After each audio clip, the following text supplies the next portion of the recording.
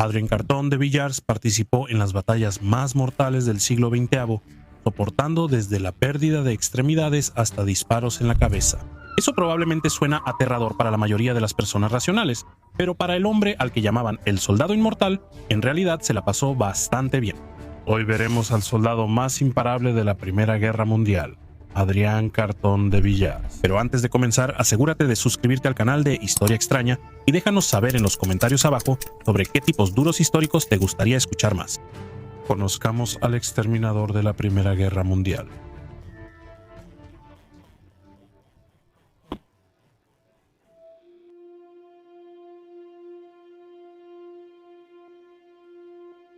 En 80, Adrien Carton de Villars nació en una familia adinerada y privilegiada de Bruselas. Vivió gran parte de su infancia en El Cairo y estudió en Inglaterra, donde se esperaba que fuera abogado. Pero Carton de Villars tenía otra vocación, la de soldado. Cuando estalló la Segunda Guerra de los Bóeres en el 99, Carton de Villars era estudiante en Oxford. Siendo de nacionalidad belga, realmente no tenía un interés personal en la lucha entre Gran Bretaña y los Bóeres sudafricanos. Pero de todas formas, él realmente quería pelear. Se alistó en el ejército británico con identidad falsa y sin que su padre Carton lo supiera. De Villars contó que ahí supo que la guerra estaba en su sangre y dijo: "No sabía por qué empezó, ni me importaba de qué lado luchar. Si a los británicos no les agradaba, me ofrecería a los Boers antes de que terminara el conflicto. Recibiría balas en la ingle y el abdomen. Hombre, eso duele hasta decirlo. Pero eso no disminuyó el entusiasmo de Adrien por la guerra. Participar en la guerra de los Boers convenció a Carton de Villars de que el combate sería su vocación. Con el campo de batalla como lienzo, Adrien sería un artista guerrero, pero casi fue desviado. En 1902 obtuvo un puesto en la India británica y luchó con los guardias dragones irlandeses. Durante este periodo, Adrien casi perdió su comisión por dispararle a otra persona porque le resultaba molesto, lo entiendo perfectamente. Adrien se estaba recuperando de unas costillas fracturadas cuando un trabajador local empezó a molestarlo. Carton de Villars le lanzó piedras al hombre, pero este solo se alejó. Esto pudo haber acabado, pero ya a salvo, el trabajador se volteó y se burló del soldado convaleciente. Carton de Villars dice que fue mala idea. No aguanté, levanté mi arma y le disparé en el trasero. El trabajador lo denunció y fue arrestado a la mañana siguiente. Carton de Villars recibió una fuerte multa, pero mantuvo su comisión tras el incidente. Lección de vida: nunca confíes en un Adrien armado. Gran Bretaña entró en la Primera Guerra Mundial en 1914 y Carton de Villars estaba muy entusiasmado de participar. El entusiasmo no es protección y pronto perdió un ojo. En un enfrentamiento, uno creería que su mayor preocupación sería sobrevivir o conservar la vista, pero no lo era. Solo temía que perder el ojo afectara su habilidad para pelear. Decía que la gente cree que perder una mano es peor que un ojo, pero habiendo experimentado ambas cosas, puedo decir sinceramente que esa no es mi experiencia. La mayoría dice que la Primera Guerra Mundial fue una pesadilla y que el 16 fue un año especialmente mal. Provocó Verdún y el Somme, dos de las batallas más mortales, donde murieron millones. Adrien Carton de Villars, sin embargo, tenía otra perspectiva pese a perder una mano y un ojo. Adrien pasó de capitán a ser el general de brigada más joven del ejército aliado. Por eso consideró que el año 16 fue el más afortunado de su vida. Años después, Carton de Villars diría que disfrutó la Primera Guerra Mundial y se preguntaba por qué se busca la paz si la guerra es tan divertida. En el 15, Carton de Villars comandaba tropas en el frente occidental. El enemigo usaba armas y gas, por lo que servir en las trincheras era muy peligroso. Aún así, Adrien estaba feliz de estar ahí. Las películas de guerra normalmente muestran a los soldados corriendo por esos campos de batalla, esquivando balas y explosivos, pero Adrien no se molestaba. Él notó que el gas no le afectaba y pensaba que los explosivos eran increíbles, aunque quería que más fueran de su lado. Una vez, su segundo al mando lo regañó por no agacharse ante explosivos. Carton de Villars era fatalista y pensaba que no valía la pena esquivar, ya que cuando llegaba la hora, nada se podía hacer. Antes de que hablara, ambos oyeron otro disparo y su segundo al mando se agachó. Adrián se mantuvo firme y el proyectil alcanzó a Cartón de Villar. Fue lanzado y al levantarse notó una mano en el suelo. Al acercarse, vio que tenía el guante de su segundo al mando. El cuerpo de ese hombre estaba a pocos metros. Cuando te toca, te toca. En una batalla en el 15, Adrien Cartón de Villar sufrió una grave lesión en la mano. Describiría la herida como algo espantoso. 2 dedos colgaban de la piel y la palma y parte de la muñeca habían sido voladas por un disparo. Para empeorar, su reloj se había fusionado con los restos de su muñeca. Le pidió a los doctores que le quitaran los dedos colgando, pero ellos se negaron, así que él mismo se los arrancó. Sí, Adrián dijo que no sintió dolor al hacerlo. La mano de Adrián no sanó y tuvo que ser amputada, procedimiento que él comparó con sacarse una muela. Si crees que tener una sola mano detuvo a Adrián Cartón de Villar de regresar a la guerra, estás equivocado.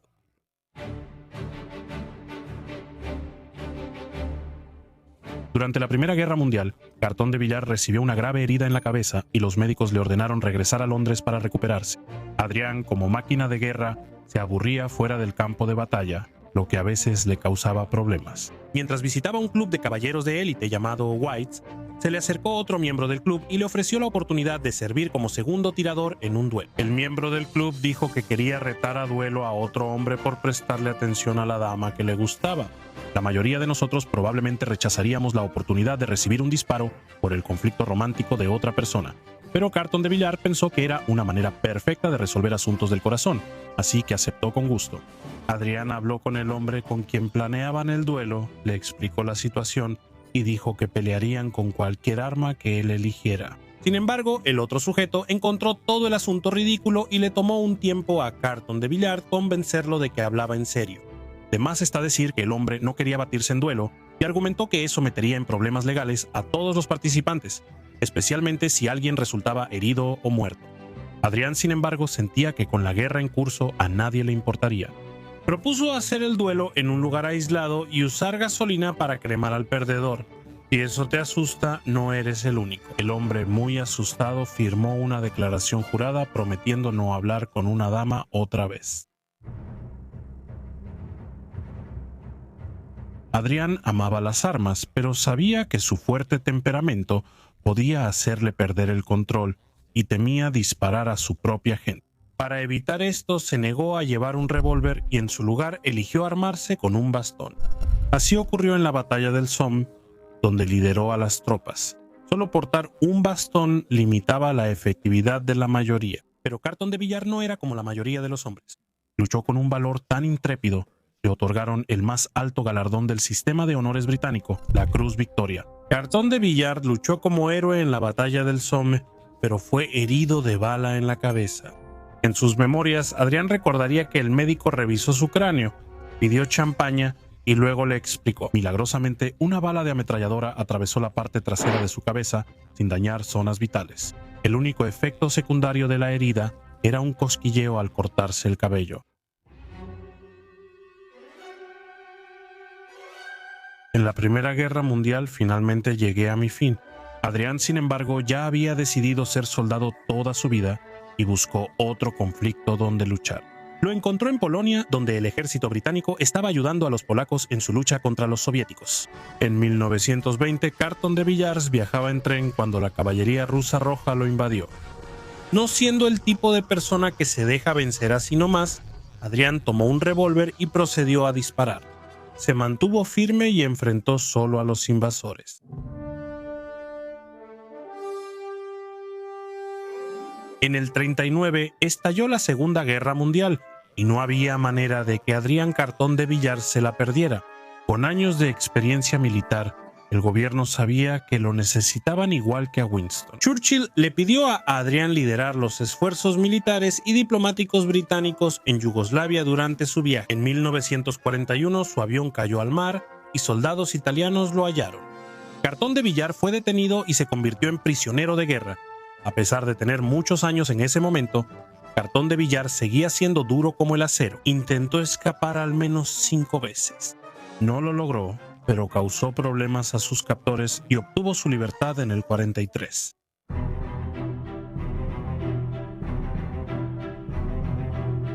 Después de ser liberado del campo de prisioneros de guerra italiano, Cartón de Villar era un héroe. Winston Churchill, quien lo veía como ejemplo de caballerosidad y honor, lo nombró representante británico en China, donde colaboró con altos funcionarios como Chiang Kai-shek. Sin embargo, no se llevaba bien con Mao Zedong, líder del Partido Comunista de China, a quien Cartón de Villar consideraba un fanático. La mayoría de los diplomáticos lo callaría, pero Cartón de Villar era intrépido. En una ocasión, incluso se tomó la molestia de insultar a Mao al afirmar que las tropas chinas realmente no habían contribuido mucho a derrotar a los japoneses. Tras vivir de forma temeraria y peligrosa, la última gran lesión de Adrián Cartón de Villar fue, irónicamente, bastante aburrida. En Rangún, Birmania, resbaló en una estera de coco y se rompió la espalda. Sí, fue muy doloroso y la recuperación difícil, pero él siempre lo afrontó con valentía. Adrián vivió 10 años más y murió en 1963 a los 83 años. La vida de un soldado en la guerra civil apestaba. Sí, toda guerra es un infierno, pero enlistarte como soldado en la guerra civil era casi firmar tu sentencia de muerte. Hoy vamos a explorar cómo era realmente la vida de un soldado de la guerra civil en ese momento. 7 millones de soldados pelearon en la guerra civil en más de 237 batallas, además de muchos combates pequeños y sangrientos. No todos eran hombres adultos robustos y barbudos con esposas y esclavos. Unos 120,000 chicos del norte menores de 17 años y alrededor de 100,000 del sur menores de 15 años eran soldados. No eran terratenientes ni tenían esclavos. Se informa que adolescentes de ambos bandos tenían sentimientos neutrales sobre la esclavitud. La razón por la que estos chicos se unieron a la guerra fue simplemente porque querían escapar de sus aburridas vidas en la granja, gracias al llamado de Abraham Lincoln para un corto periodo de servicio militar. Un soldado de la Unión podía alistarse, combatir unos meses y volver a casa como héroe. Lo que los soldados del norte no podían haber previsto era que la guerra civil se iba a prolongar durante años. Después de que la Unión fue expulsada de Richmond en la campaña de la Península de 62, el ejército confederado comenzó a marchar hacia Washington. El sur parecía tener oportunidad de ganar tras su victoria en la península. Entonces Lincoln pidió 100,000 soldados más de la Unión por 3 años. Solo una fracción de esos 100,000 soldados de la Unión sobrevivió 3 años de combate brutal.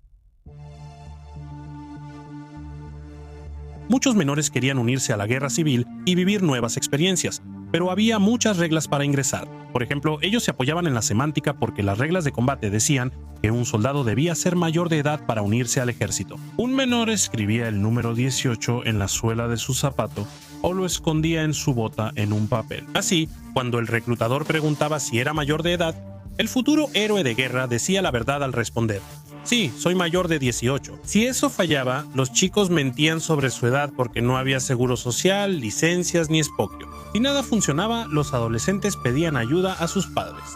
No todos los adolescentes portaban armas. Muchos se unían a la banda como baterista, flautista, trompetista o desempeñaban otros roles no combativos. Transportaban cantimploras, vendas y camillas. Soldados hábiles ayudaban a cirujanos y enfermeras con heridos y transmitían órdenes en batalla. Guillermo Sherman dijo: la guerra es un infierno en 1879, 15 años, tras servir como general en la guerra civil con el ejército de la Unión. Sherman sabía mucho sobre la muerte en los campos de batalla porque vio mucho de eso. En julio del 63, el primer día de la batalla de Gettysburg, los confederados avanzaron en filas rectas hacia el enemigo. Los soldados de la Unión diezmaron a los confederados. Según el general Alfredo Iverson, sus hombres murieron honorable, lucharon valientemente y murieron sin que nadie huyera. No hubo mayor heroísmo. Los soldados confederados no veían la muerte en el campo de batalla de manera tan romántica como Iverson. De hecho, parecía que estaban luchando en dos guerras diferentes. Los soldados de Iverson recordaban cómo se refugiaban en el lodo mientras las balas pasaban. Un hombre narró cuando 9 compañeros cayeron en un solo disparo. Dios mío, ¿cuándo terminará esto? Según el libro, las tácticas de Hardy protegían a los soldados del norte y sur durante su implementación. Cerdo, pan, res, verduras, papas, chícharos, sémola, café, frijoles, azúcar. Ambos bandos en la guerra tuvieron problemas para abastecer de necesidades básicas a sus soldados. Los confederados, especialmente Johnny Reb, rara vez recibían las raciones mencionadas. Los soldados confederados sobrevivían con pan de maíz, café, cigarrillos y lo que robaran. Cualquier alimento que los soldados lograban conseguir a menudo se infestaba de insectos, especialmente el arroz o los granos, en cuestión de días. Todo esto significaba que los soldados tenían que depender de su astucia para sobrevivir. Los soldados complementaban sus raciones escasas recolectando alimentos en la tierra, recibiendo cajas de comida de sus familias o intercambiando artículos con otros soldados, incluso si comerciaban con el enemigo. No era raro que soldados de la Unión y confederados intercambiaran café por tabaco lejos de sus oficiales. Los soldados de la guerra civil rara vez sobrevivían si sufrían heridas graves en batalla. Mantienes al enemigo a raya disparando cada 20 o 30 segundos, pero mientras recargas tu mosquete, te disparan en el estómago. En los años 60, los soldados heridos de la guerra civil solo podían quedarse tirados en la loma y fingir estar muertos. Ahí se quedaban donde les dispararon, esperando que pasara una carreta de ambulancia para atender su herida. Si tenían suerte, llevaban una petaca llena de whisky para calmar el dolor del agujero en el vientre. Si estos soldados tenían aún más suerte, una carreta de ambulancia tirada por caballos pasaba con suministros médicos y los atendía. Si la ambulancia no podía llegar hasta el soldado herido en el campo de batalla, lo más probable es que muriera. No lo vamos a endulzar. Recibir un disparo del enemigo con el mosquete Springfield modelo 61 era malo, muy malo, pero ¿sabes qué era peor? La enfermedad. La cosa es que podías sobrevivir si te disparaban, pero si te enfermabas, contraías una enfermedad o desarrollabas una infección. Durante lo que se ha llamado la guerra más sangrienta de la historia de Estados Unidos, estabas prácticamente muerto. La Unión perdió 4,000 vidas por disentería y diarrea. Para dimensionar, la Unión perdió 4,000 vidas por disentería, equivalente a 10 batallas de Gettysburg. Durante la Guerra Civil, más hombres murieron por enfermedades que por otras causas. El soldado de la Unión, Teodoro Gerrich, relató estas condiciones. Destacaba la grave enfermedad de los soldados en la sombría situación. Los hombres no estaban acostumbrados al clima ni la comida. Todo era muy diferente a su vida en casa. La infección era grave porque los doctores no esterilizaban el equipo. En todo el conflicto, los trabajadores hospitalarios amputaron a miles y 1 de cada 4 moría por infección. Recordamos por qué fue la guerra civil, ¿verdad? Pero no entendemos cómo creían que los estadounidenses negros ayudarían a destruir la Unión. Debido a que los confederados estaban con razón preocupados por armar a sus esclavos, los hombres negros del sur fueron reclutados principalmente para trabajos de campamento. Lo más cerca que estuvo la Confederación de reclutar esclavos para las filas fue en las últimas semanas desesperadas de la guerra. Cuando la Unión reclutó soldados negros, Jefferson Davis dijo que serían esclavizados o ejecutados si los capturaban. Líderes confederados se burlaron cuando un general sugirió reclutar esclavos. El 13 de marzo de 1865, el Congreso Confederado permitió a soldados negros alistarse sin garantizarles libertad tras la guerra. Este intento no cambió nada y la guerra terminó menos de un mes después.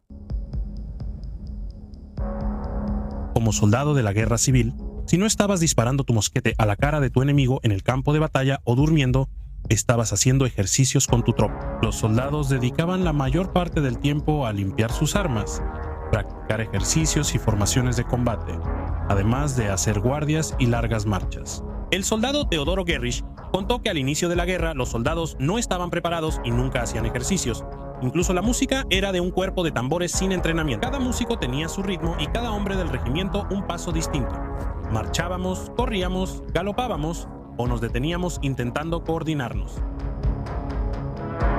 Aunque fueras un soldado negro respetable, seguías enfrentando discriminación y bajo salario en los años 60, incluso defendiendo a la Unión. La Unión no reclutó soldados negros hasta 1862, pero el reclutamiento creció tras la proclamación de emancipación en enero de 1863. Aunque recibían salarios según la ley de milicia de 1862, los soldados rasos negros seguían ganando mucho menos por el mismo trabajo. Los soldados negros ganaban $10 al mes menos 3 por ropa, mientras que los blancos recibían $13 y una asignación de ropa de $3.50. si eras uno de los cientos de miles de soldados en las líneas del frente, cargando tu mosquete con balas y pólvora y disparando cada pocos segundos, si eras rápido, había una buena probabilidad de que tus brazos quedaran inútiles al final del día. Los mosquetes estriados de ambos bandos pesaban hasta 10 libras y su retroceso era tan fuerte que dispararlos podía dejarte el brazo inutilizado. El soldado confederado Sam R. Watkins contó que, al desvestirse, halló su brazo golpeado, magullado, enrojecido de la muñeca al hombro y tan adolorido como una ampolla. Ese día disparé 120 veces. Estos mosquetes se sobrecalentaban seguido y eran difíciles de recargar, continuó Watkins. Mi brazo se calentó tanto que la pólvora a veces se encendía antes de cargar la bala y debía tomar el arma de un compañero caído. Olvidamos mencionar una cosa que los soldados hacían cuando no estaban peleando, durmiendo o limpiando el rifle. Leían y escribían como si estuviera de moda. Era realmente importante para los soldados leer todo lo que pudieran conseguir y escribir a sus seres queridos tan seguido como fuera posible. Los soldados luchaban por describir los horrores del conflicto en sus cartas a casa. Muchos pensaban que no podían contar sus experiencias a una audiencia civil, pero algunos lo intentaron. Carlos Carroll Maury, un capitán de la Unión, describió un enfrentamiento en términos crudos. Poco después de que llegamos al lugar, estábamos disparando, y justo después de que disparé mi arma a la cabeza de un Johnny, me di la vuelta para recargar. Vi a un rebelde que me había visto a través de su mosquete. Mis piernas se hicieron muy cortas rápidamente, o quizá era una articulación. Me agaché fuera de su vista justo cuando su bala pasó sobre mi cabeza. Cuando el peligro pasó, me enderecé y terminé de cargar. Maury, agradecido de estar vivo, escribió: «Alabado sea Dios por salvar mi vida. Varios de nuestros valientes camaradas han caído ante los disparos enemigos». Cuando pensamos en los soldados estadounidenses en la Segunda Guerra Mundial, pensamos en el día D asaltando las playas de Normandía. La Segunda Guerra Mundial trajo innovaciones como químicos contra infestaciones, calzado para pies secos y regulaciones estrictas sobre agua, letrinas y alimentos. Algunos esfuerzos tuvieron más éxito que otros, pero el lodo, insectos, enfermedades y suciedad seguían siendo un problema. Hoy revisaremos cómo era la higiene de los soldados estadounidenses en la Segunda Guerra Mundial y qué tan mala fue realmente.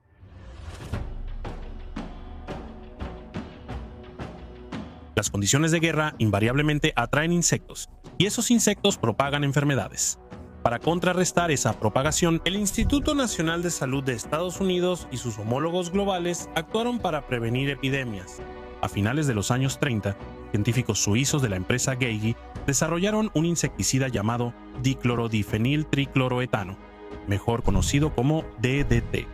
El químico que ideó la mezcla, Paul Müller, ganó el Nobel de Medicina y Fisiología en 1948 por su trabajo.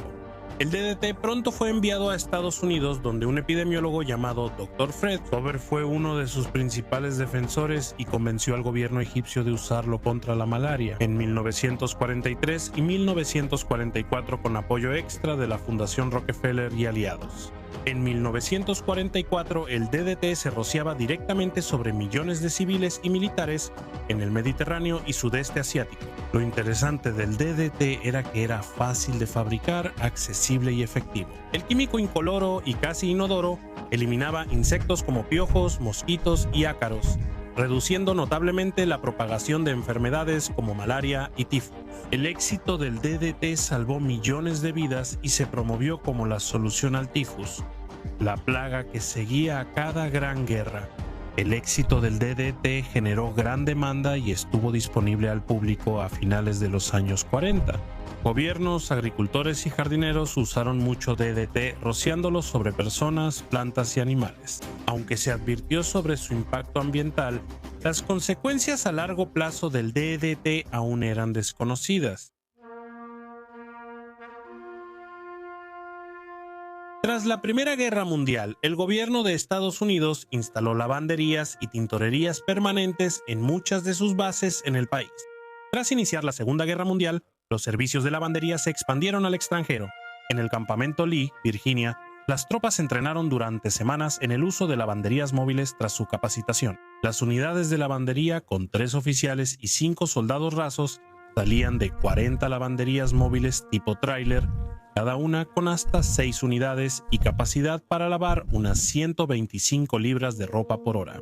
Oficiales, soldados y algunos civiles pagaban por lavado de ropa, pero los oficiales tenían trato preferencial. Los hombres pagaban unos centavos por cada paquete, ya que la legislación para que el servicio de lavandería fuera gratuito no llegó a concretarse. Cobraban a sus propios soldados por lavarles la ropa. Los militares usaban duchas públicas. Al igual que las lavanderías, las duchas estaban destinadas a mantenerlos limpios para combatir los piojos y otras infestaciones, mientras al mismo tiempo se elevaba la moral. Las instalaciones de duchas podían tener entre 8 y 4 regaderas con áreas adicionales de fumigación disponibles.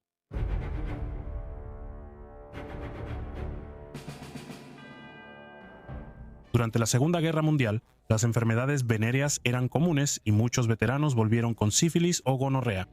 Como resultado, los funcionarios estadounidenses hicieron esfuerzos concertados para ayudar a los soldados a tomar decisiones acertadas para realizarse pruebas médicas y mantener registros detallados de los brotes de enfermedades venéreas. El Acuerdo de 8 puntos facilitó la solicitud cerca de las bases. Un delito federal creó centros de tratamiento rápido para enfermedades venéreas y promovió estrategias para tratarlas, permitiendo que los hombres siguieran en servicio activo. Los militares accedieron a la penicilina, un medicamento nuevo y eficaz contra enfermedades venéreas, además de los tratamientos de arsénico y azufre. El Departamento de Guerra de Estados Unidos empezó a repartir folletos con información más explícita que nunca antes a los hombres en servicio.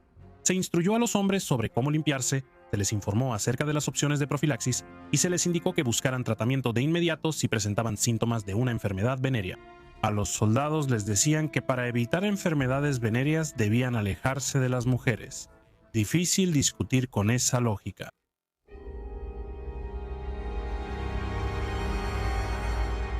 El pie de trinchera es una grave condición causada por mantener los pies mojados mucho tiempo. Debido a los problemas en la Primera Guerra Mundial, el ejército buscaba mantener los pies de los soldados secos y calientes. En Gran Bretaña, se animó a mujeres a tejer calcetines para soldados, y en Estados Unidos las fábricas textiles ajustaron su producción. En 1944 se introdujeron botas impermeables para los hombres. El zapato tenía hule, cuero y fieltro interno para conservar el calor. L.L. Bean fabricó estos zapatos como una versión de su zapato de caza principal. No siempre había suficientes zapatos para todos, y a veces las tallas no coincidían con la necesidad, pero resultaron efectivos siempre y cuando los hombres usaran calcetas de lana y las cambiaran regularmente.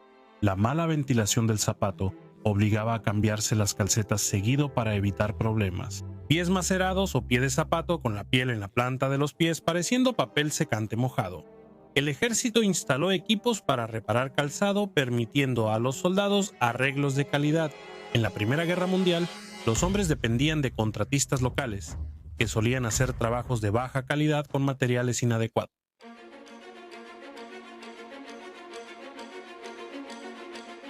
Mantener a los hombres limpios y presentables. Según las normas del Departamento de Guerra, en 1942, era obligatorio cepillarse los dientes al menos una vez al día.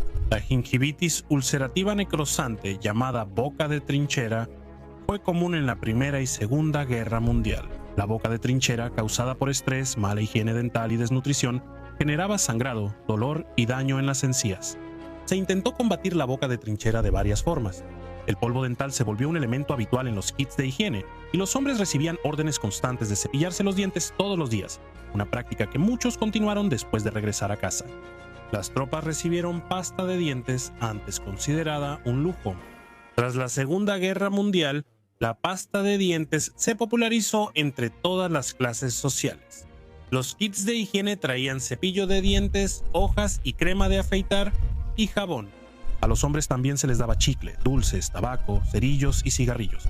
Otro artículo que desafortunadamente se convirtió en un hábito que muchos soldados llevaron a casa con ellos. Durante la Segunda Guerra Mundial, se mantenían las mismas regulaciones para la higiene personal que existían en décadas anteriores, pero las técnicas utilizadas para enseñar esas regulaciones variaban significativamente. Durante su entrenamiento de higiene, los soldados veían una película sobre limpieza para fomentar la higiene personal y la unidad. Tras recibir órdenes y destino, las unidades recibían entrenamiento de higiene específico. A las tropas que iban a Europa se les informaba sobre tifus y pie de trinchera con ayudas visuales. A quienes iban al Teatro del Pacífico se les informaba sobre malaria, seguridad del agua y parásitos. El uso de medios visuales para promover la salud pública no fue una innovación militar, pues en los años 30 ya se usaban carteles, folletos y exhibiciones. El inicio de la Segunda Guerra Mundial unió a las compañías cinematográficas y a las Fuerzas Armadas. El ejército de Estados Unidos controló Kaufman Astoria Films en Nueva York para películas de entrenamiento y propaganda, y la Fuerza Aérea usó estudios Hell Roach en California. Los videos eran divertidos e informativos.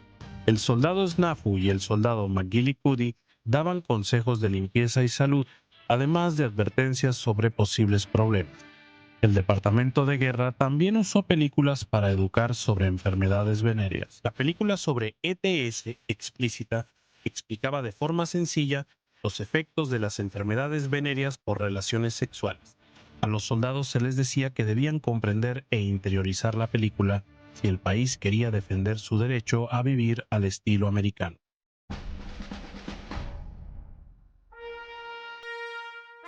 Durante la Segunda Guerra Mundial, hubo mensajes contradictorios para el personal de Estados Unidos, especialmente en lo que respecta al agua.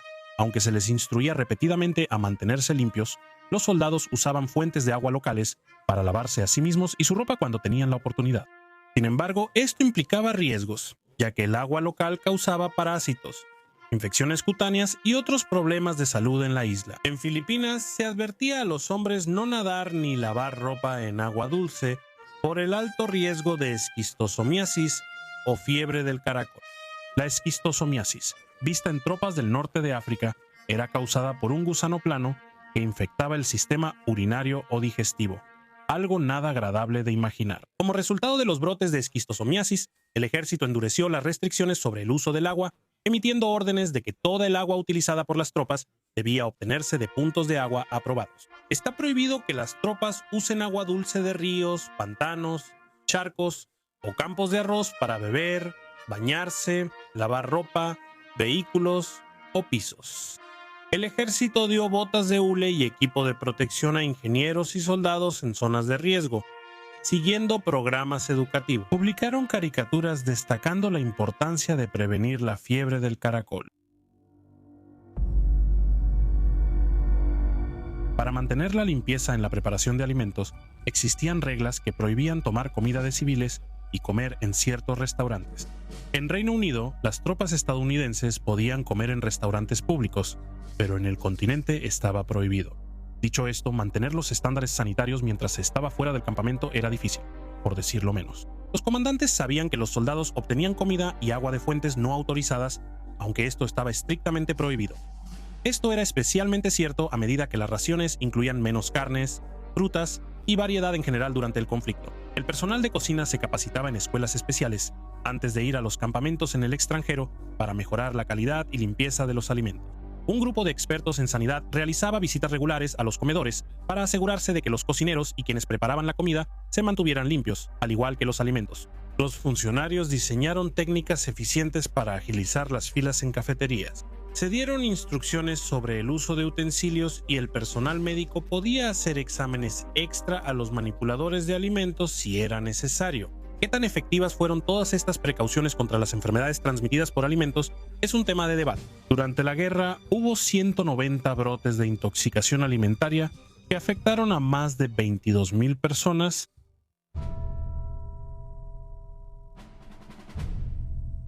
En la guerra, los soldados debían bañarse diario en la guarnición y al menos una vez por semana en el campo. El cabello se mantendrá corto y la barba bien recortada. Era una decisión difícil, sobre todo en zonas con poca agua como el norte de África. Para las tropas británicas debían elegir entre preparar té con agua de afeitar o afeitarse en el té. A las tropas alemanas en el norte de África se les daba 1 galón cada día, una cantidad insuficiente durante los calurosos meses de verano. A las tropas estadounidenses y extranjeras se les daban rastrillos y crema de afeitar en sus kits de higiene, que podían guardar en una caja de cigarros o recipiente similar. Los barberos militares usaban los suministros disponibles y a veces el equipo enviado por familiares. Los hombres podían visitar a los barberos locales, pero el ejército estadounidense intentaba evitar que se cortaran el cabello o se afeitaran en instalaciones consideradas insalubres. Hasta que el ejército estadounidense prohibió visitar barberías restringidas, Los barberos mejoraron su higiene. Tras la retirada de Un Dins de Vietnam en 1973, el ejército consideró imposible buscar soldados muertos y desaparecidos en los campos de batalla. Muchos de esos hombres acabaron como prisioneros de guerra de los norvietnamitas. No fue fácil. Así que hoy vamos a echar un vistazo a cómo era la vida para un prisionero de guerra en Vietnam. Llamen a John Rambo y al coronel James Braddock, vamos por unos prisioneros de guerra. La guerra duró de 1954 a 1975. En la guerra de Vietnam, el gobierno comunista del norte y el Vietcong se enfrentaron al gobierno del sur, apoyado por Estados Unidos. Los norvietnamitas, tras expulsar al gobierno colonial francés, buscaban unificar el país bajo el comunismo. Los survietnamitas querían lazos más estrechos con países occidentales como Estados Unidos. El conflicto tuvo un alto costo humano. Murieron 1 millón de soldados norvietnamitas y del Vietcong, y entre 100,000 y 250,000 survietnamitas, más de 58,000 soldados estadounidenses, más de 2 millones de civiles y también prisioneros de guerra. Muchos campos de prisioneros de guerra estadounidenses estaban en Hanoi y sus alrededores, donde sobrevivían en celdas casi inhabitables. Los prisioneros de guerra nombraron sus prisiones Zoológico, Pájaro Sucio, Callejón y Montón de Piedras.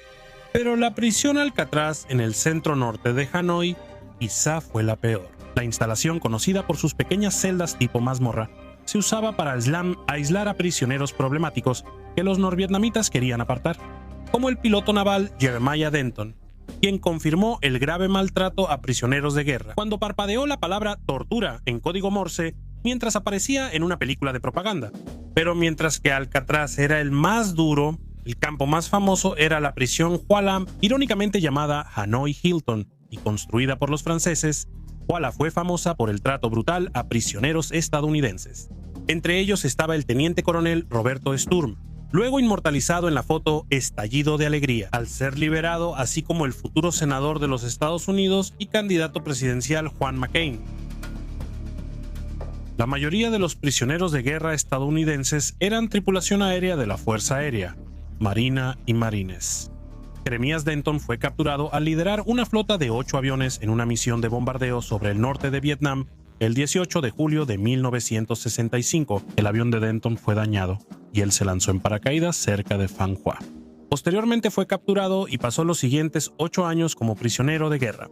El 6 de octubre de 1967, John McCain volaba sobre Hanoi cuando su A-4 Skyhawk fue alcanzado por un misil. McCain se eyectó de la aeronave, pero se rompió ambos brazos y una pierna en el proceso, como si no fuera suficiente con romperse el 5% de sus extremidades. El paracaídas lo dejó caer en un lago y casi se ahoga.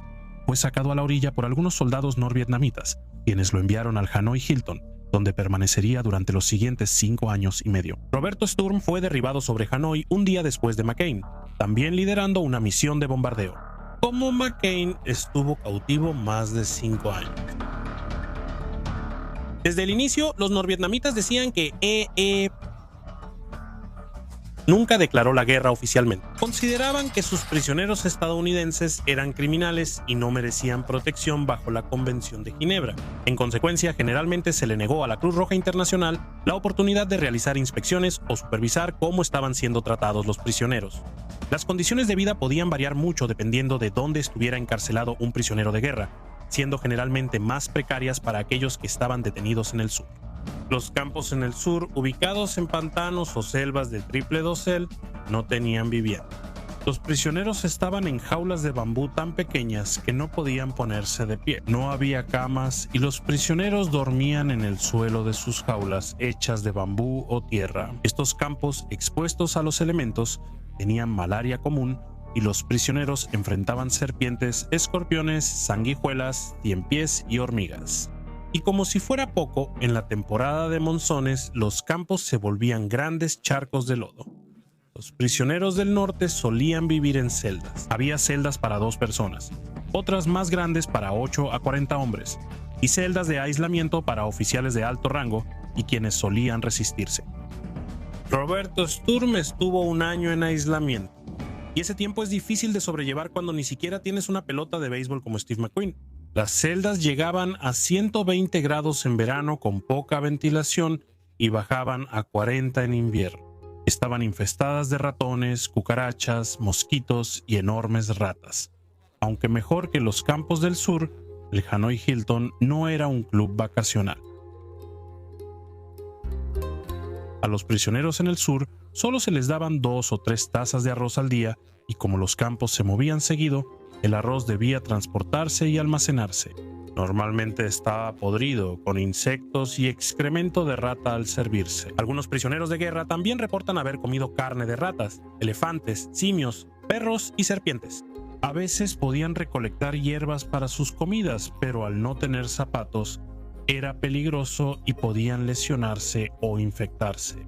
Al principio, algunos prisioneros en el norte recibían 3 comidas diarias: pan, carne y verduras. La carne solía ser cabezas de pollo de baja calidad y pescado podrido, y las verduras casi nunca se lavaban del excremento humano usado como fertilizante.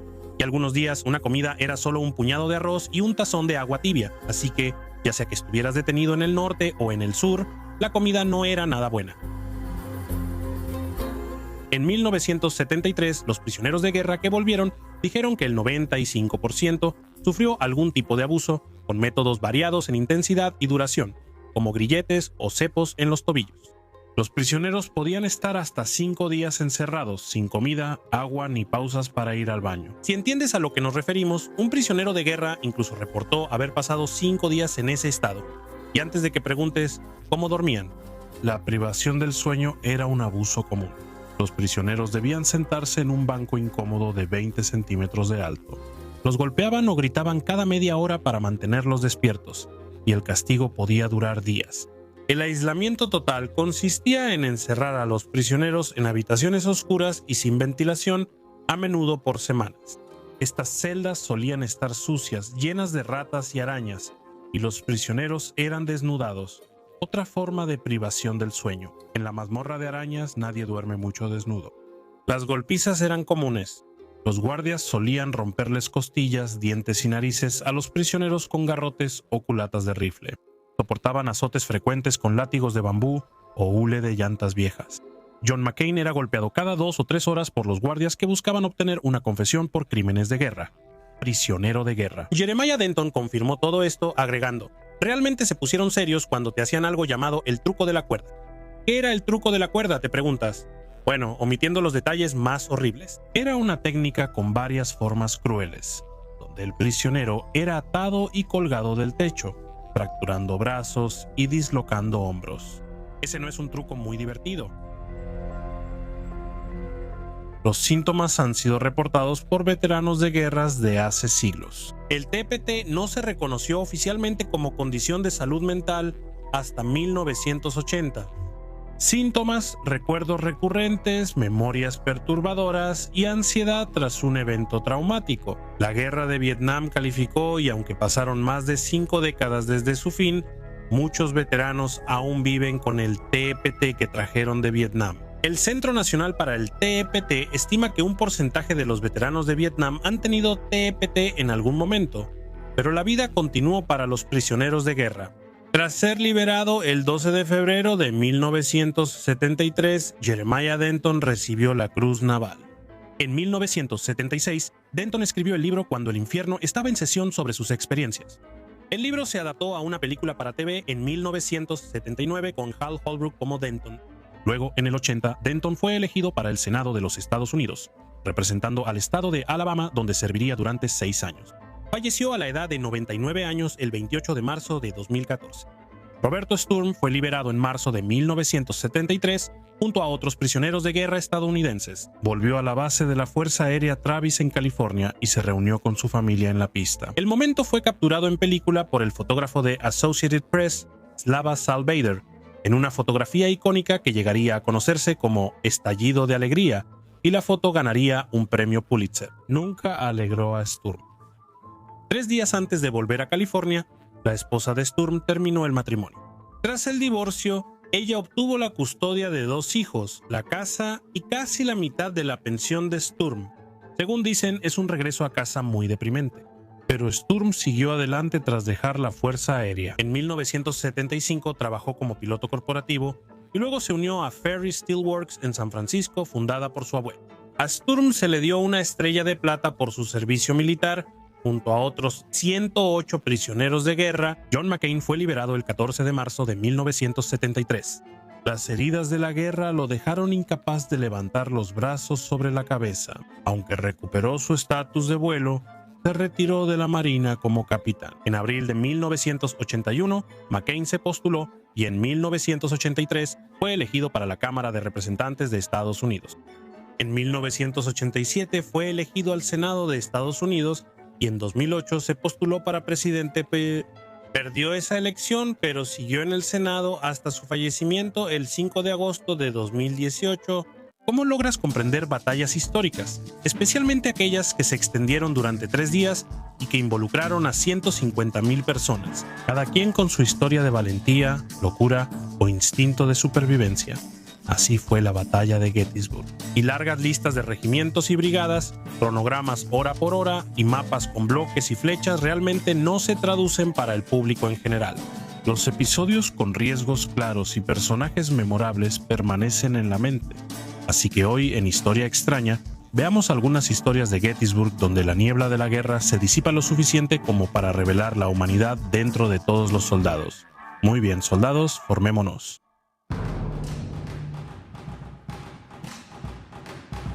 El 1 de julio de 1863, soldados confederados y de la Unión se enfrentaron cerca de Gettysburg. La mayoría de los 2,400 civiles del pueblo actuaron como era sensato. Se alejaron del camino, ya fuera encerrándose en casa o yendo a lugares menos expuestos a los cañonazos. Pero no John Burns, de 79 años, aunque algunos dicen que era mayor. ¿Por qué no sumar esto a la leyenda? Había peleado medio siglo antes en la Guerra de los 12 y no podía soportar que un montón de rebeldes tomaran su ciudad natal. Al escuchar los sonidos del combate, le dijo a su esposa que quería ir a ver qué estaba pasando. Tomó su viejo mosquete de chispa y salió caminando hacia la historia. Burns se acercó a varios oficiales de la Unión ofreciéndoles sus servicios. Los hombres de la Unión estaban mayormente divertidos por este personaje peculiar, pero Burns no se iba. Finalmente le dieron un rifle más moderno de un soldado herido. A medida que la lucha se intensificaba, Burns se colocó tranquilamente detrás de un árbol y comenzó a disparar contra los confederados que avanzaban. Fue herido 3 veces ese día. El sargento Jorge Eustace relató sobre Burns. Cerca del mediodía vi a un viejito acercarse por la retaguardia. Lo recuerdo. Llevaba un abrigo de cola de golondrina con botones de latón lisos y tenía un rifle al hombro. Nosotros, los muchachos, empezamos a burlarnos de él en cuanto llegó entre nosotros, o eso pensábamos. Nadie en su sano juicio iría a un lugar así. Cuando le preguntaron qué se le había metido en la cabeza para salir en ese momento, respondió que los rebeldes o habían ahuyentado o habían ordeñado sus vacas y que iba a desquitarse con ellos. Más tarde, los soldados de la Unión tuvieron que dejar atrás al herido Burns mientras se retiraban por el pueblo. Fue encontrado por los confederados. Si supieran que luchaba sin uniforme, podrían ejecutarlo. Pero Burns tiró su arma y fingió ser un civil atrapado en el fuego cruzado. Los cirujanos confederados lo atendieron y le permitieron regresar a casa. Burns tiene una estatua en el campo de batalla de Gettysburg y su valentía fue reconocida por el mayor general Abner Doubleday en un informe. Agradezco especialmente a Juan Burns, ciudadano de Gettysburg, que pese a tener más de 60 años, tomó su mosquete y se ofreció al coronel Wister del 150 Regimiento de Voluntarios de Pensilvania. El coronel Wister le sugirió luchar en el bosque por refugio, pero él prefirió unirse a nuestra línea en los campos abiertos. Los civiles en Gettysburg debieron decidir qué hacer al enfrentarse 2 grandes ejércitos en su ciudad. Muchos optaron por simplemente esperar en casa o en sus sótanos, mientras que otros decidieron ayudar y echar una mano a los soldados de la Unión. Matilda Tilly Pierce salió de su casa antes de que iniciaran los combates. Fue con sus amigas a una granja que creían alejada, pero estaba más cerca de los combates de lo que Tilly pensaba. Estaba cerca de Little Round Top, la colina de feroces combates y donde las unidades luchaban muy cerca. Era inevitable que la granja se usara para el servicio. Como hospital de campaña, Tilly ayudó dando comida, agua y apoyando a cirujanos y enfermeras. Después escribió memorias sobre sus experiencias.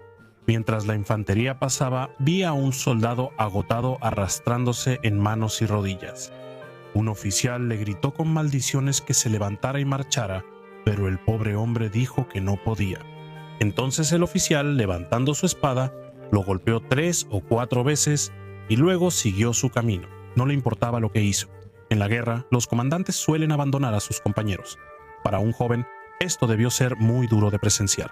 Su historia es un recordatorio de que la guerra nunca es solo entre dos ejércitos, y el impacto de la batalla siempre se sentirá en ondas. Samuel Wilson Jr. era corresponsal de The New York Times y cubría el enfrentamiento en Gettysburg en ese momento. Su hijo Bayard fue primer teniente al mando de una batería en la 4ª Artillería de durante los combates. El primer día, el teniente Wilson fue herido en la pierna por una bala de cañón confederada y murió.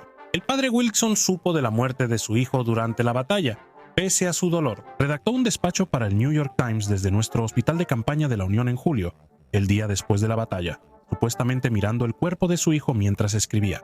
El primer y el último párrafo del despacho, que por lo demás describían los aspectos generales del evento, dan alguna pista sobre el estado mental afligido del escritor. ¿Quién puede narrar una batalla cuyos ojos están fijos en una figura central de interés absorbente? El cadáver de un primogénito destrozado por un proyectil en una posición donde nunca debió haberse enviado una batería y abandonado a la muerte. En un edificio donde los cirujanos no se atrevieron a quedarse, ¿qué queda por decir de la pelea? Mi pluma es pesada. Oh muertos de Gettysburg, que con su sangre bautizaron el renacer de la libertad en América, cuánto se les envidia. El último párrafo de Wilson influyó mucho en el discurso de Gettysburg de Lincoln, y 4 meses después habló de un nuevo nacimiento de libertad para la nación. El coronel Joshua Lawrence Chamberlain, líder del 20º de Maine y defensor del Little Round Top frente a la brigada de Alabama del general confederado Evander Lowe, es uno de los personajes más famosos de Gettysburg. Esto se debe a que vivió muchos años más y fue personaje central en la novela de Michael Sharwa, Los Ángeles Asesinos, luego adaptada a la película Gettysburg. También porque la carga a bayoneta que ordenó, aunque quizá no salvó literalmente al ejército del Potomac, seguro no le perjudicó. Chamberlain tenía más preocupaciones ese día que tácticas. 2 de sus hermanos estaban en el 20º de Maine, aunque solo uno era combatiente. Tom Chamberlain era oficial y su hermano John, enlistado como no combatiente, fue enviado al frente para atender heridos. Antes de la batalla en Little Round Top, Chamberlain le dijo a Tom: «Será un día difícil para mamá». Los 3 hermanos Chamberlain sobrevivieron a Gettysburg, aunque quedaron marcados. En una carta escrita a su esposa después de la batalla, Chamberlain relató cómo su hermano John fue capturado brevemente por el enemigo.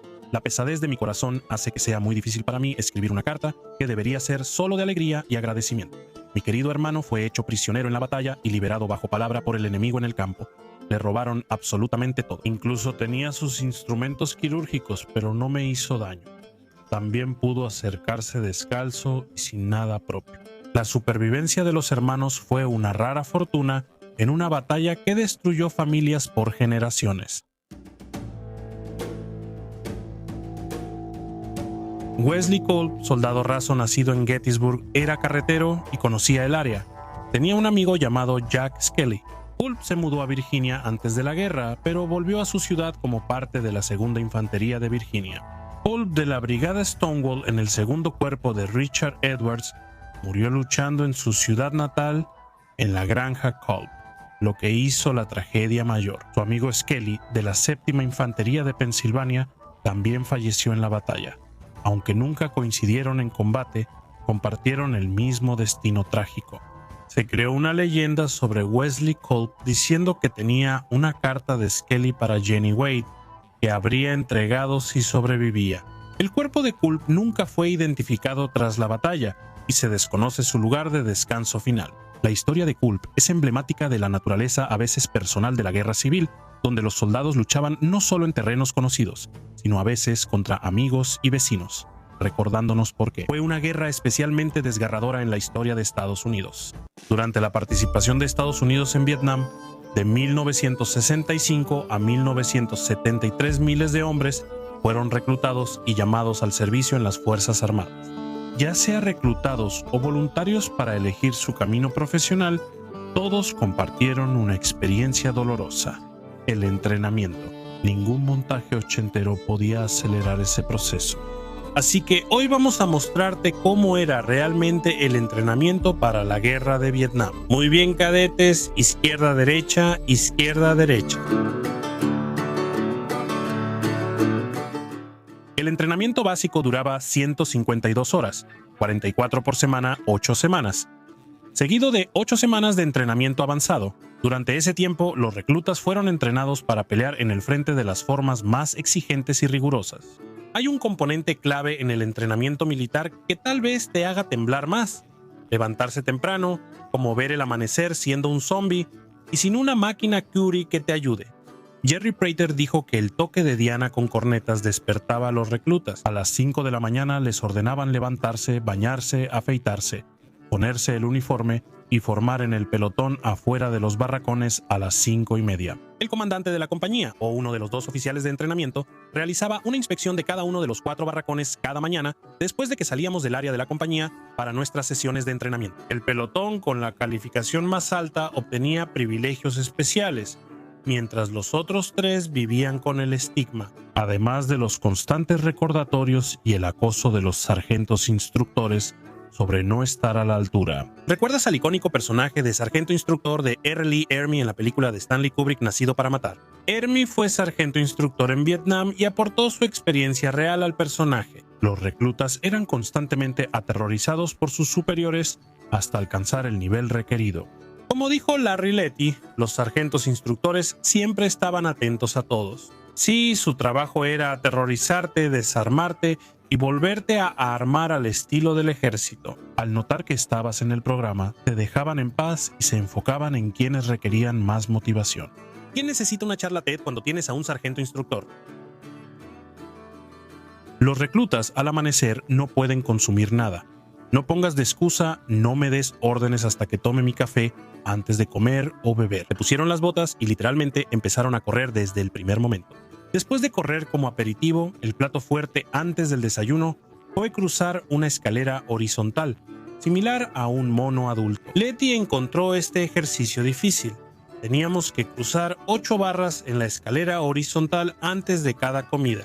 Los que no tenían manos encallecidas tenían problemas. Varios tipos duros de Baltimore y Detroit dejaron sangre en esas barras hasta forjar sus callos. Corríamos y teníamos entrenamiento físico, que significa entrenamiento físico.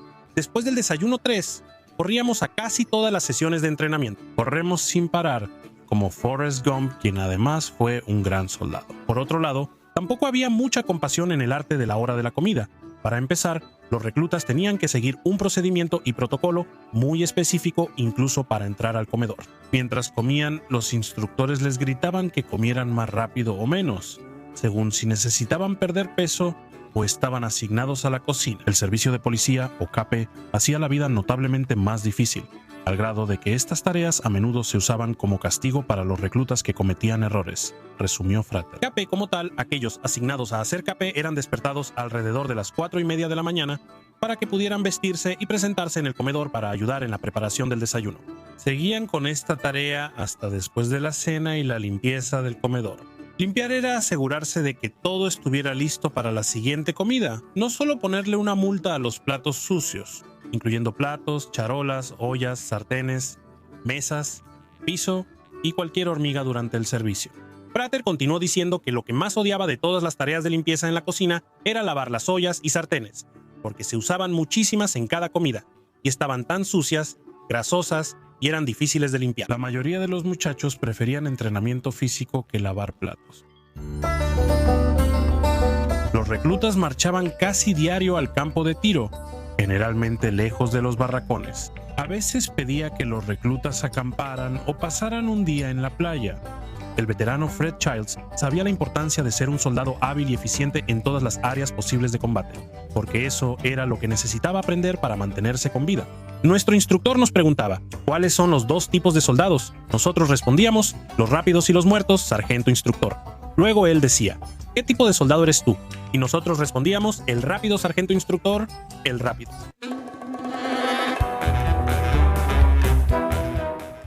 El entrenamiento físico de los reclutas tenía cursos de confianza y obstáculos, pero no era un episodio de Wipeout.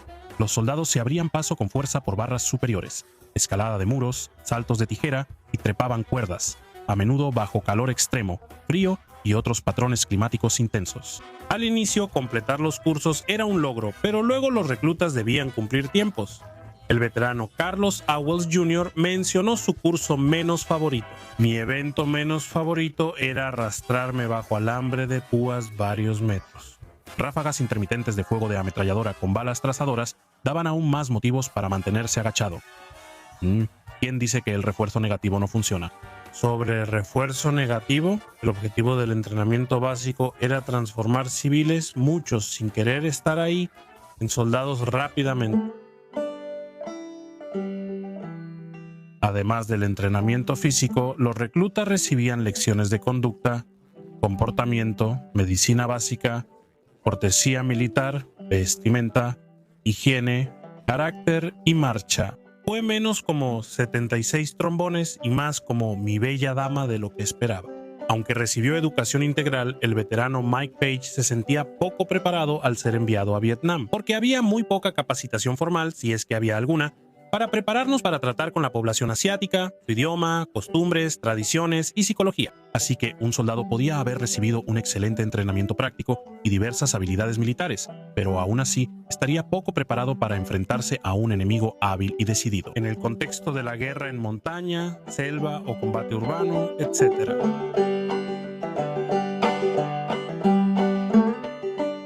Tras un día largo, los reclutas rara vez dormían bien toda la noche.